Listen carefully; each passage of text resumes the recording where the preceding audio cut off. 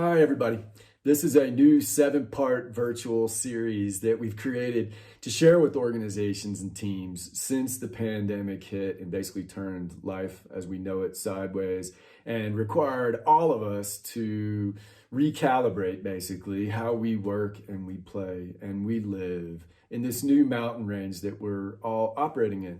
So for each one of these 7 sessions, I take a brief dive into a very COVID-related topic as I see it through the lens of almost 30 years of being a big mountain climbing guide, most notably guiding the first blind climber to the summit of Mount Everest.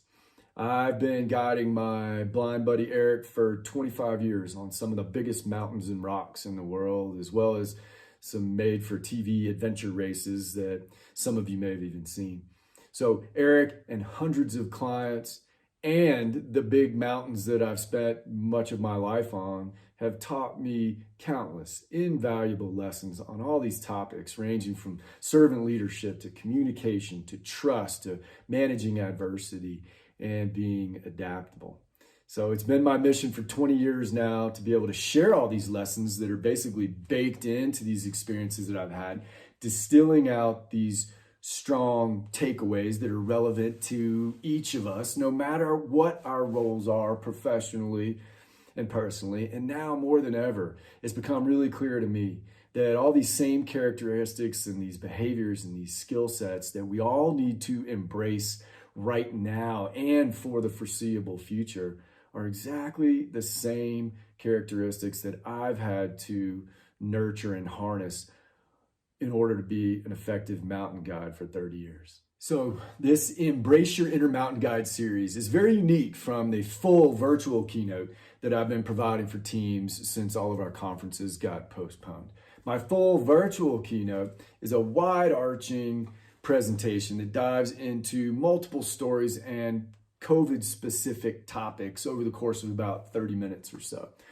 Alternatively, with this 7-part series, each session is a standalone, roughly 5-minute or so dive into one particular behavior, trait, or skill set that I've distilled from the world of mountain guiding and how it strongly parallels this environment that we find ourselves in right now.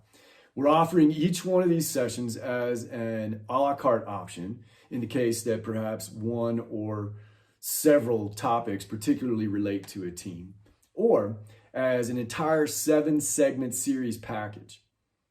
And then the fun and truly impactful part is that each one of these sessions and my virtual keynote are followed up with a live virtual Q&A dialogue that I facilitate with all the attendees.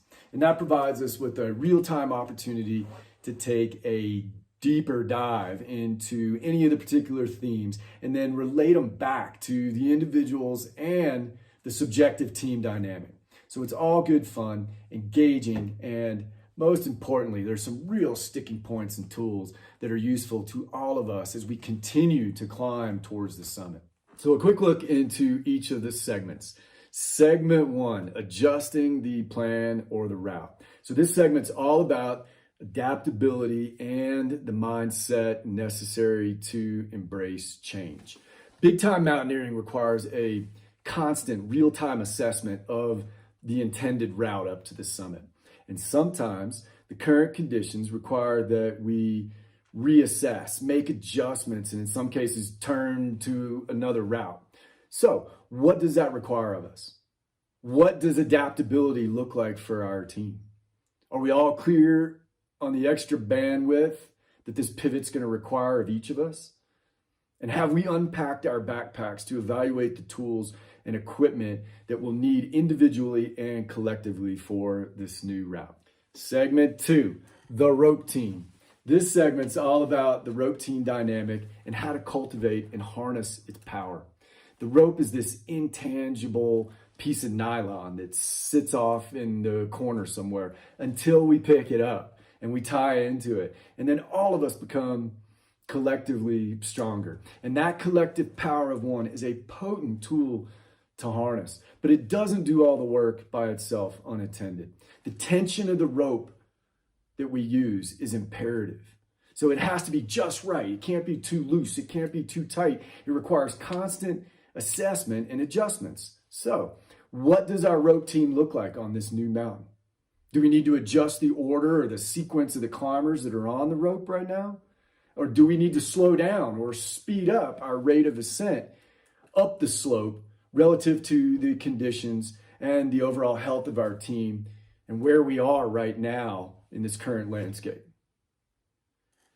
Segment 3, trust when it gets steep. So this segment's all about the methods and practices that we have to implement and maintain and to build healthy trust within our rope teams.